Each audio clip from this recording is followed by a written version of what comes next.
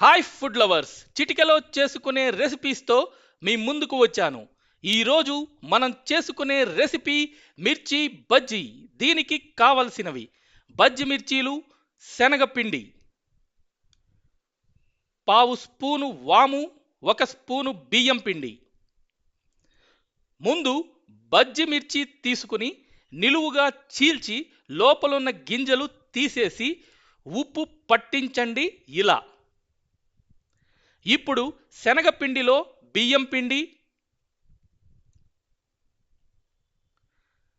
చేత్తో నలిపిన వాము, తగినంత ఉప్పు, చిటికెడు ఇంగువ, చిటికెడు పసుపు వేసి బాగా మిక్స్ చేయండి. నీళ్లు కలిపి బజ్జీ పిండి కన్సిస్టెన్సీ వచ్చేదాకా మిక్స్ చేయండి ఇలా. తరువాత స్టవ్ మీద బాణలి పెట్టి బజ్జీలు ఫ్రై చేసుకునేంత నూనె వేసి వేడి చేసుకోండి. బజ్జీ మిర్చిని శనగపిండిలో ముంచి నూనెలో వేసి వేపండి.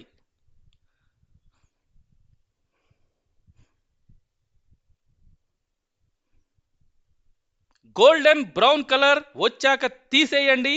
అంతే, స్పైసీ స్పైసీ హాట్ హాట్ మిర్చి బజ్జీ రెడీ.